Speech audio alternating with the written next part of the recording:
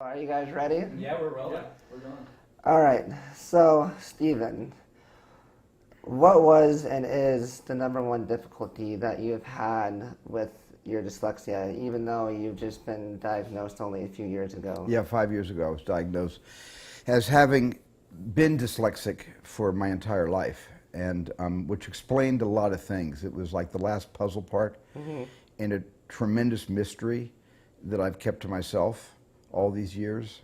Yeah. That basically started with just things that happen when you're a kid in school and you're a slow reader. Yeah. And in my case, I was actually unable to read for at least 2 years. I was 2 years behind the rest of my class, and of course I went through what everybody goes through, is teasing. Yeah. And I had to go through that for a long time. And so the teasing, led to a lot of other problems I was having in school, but it all stemmed from the fact that I was embarrassed to stand up in front of the class and read. So you have always kind of known that you were a little different than everybody else. Yeah. How has making friends been for you when you were a kid, and what was that like? Well, I could make friends in sort of my own, social circle, Sure. and my social circle was probably a pretty big social circle because it was a lot of kids who had, let's put it this way: my friends couldn't throw a football, they couldn't catch a baseball. They're like the Goonies. You got it. That's why I made the Goonies. That's why I wrote the story, because I was a member of the Goon Squad. Sure. When I was a kid growing up. But all of my friends, as it turns out, as we all grew up, they all had different kinds of disabilities. They had different kinds of dysregulations, and we all had a lot of stuff in common. Not the least of which, several of us were dyslexic, and dyslexia, of course, was the first thing that led me to realize that I was different. Although I didn't have a name for it, I just knew that I dreaded going to school.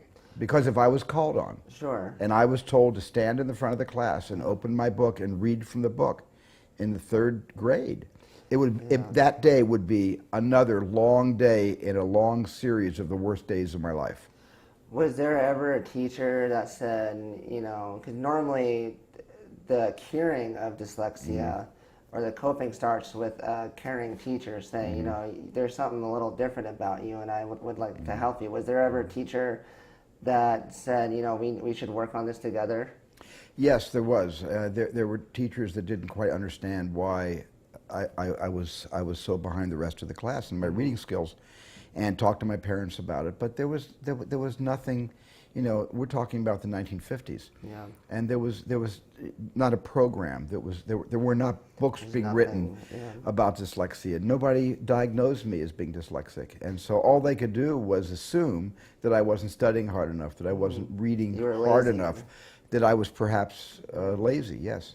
And which one of your parents were more involved in helping you in school? My mom. Your mom, yeah. My mom was involved in things like, English and my dad was very involved with me with math and history. But they were both really, really caring parents in terms of my keeping up with my studies. And they were very, very strict about the homework, and they're very, very strict that the television set was not to go on until they checked my homework. Yeah, well, same old, right? Yeah. Yeah. So when you got bullied, how did you deal with that?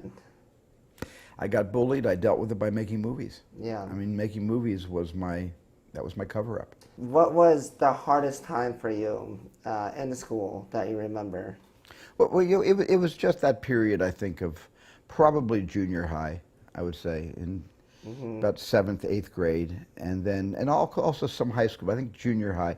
Kids, before they start to see themselves from, the point of view of others, can be really, really harsh, really, really mean. Yeah. And they can't help it, and they don't even know they're being mean. Exactly, yeah. So as an adult, I can look back and I don't have any... They don't realize the damage they're doing. I have no resentment or anything to what I went through as a kid, because I kind of understand it. Sure. But at the same time, I think it was those junior high school years that were the hardest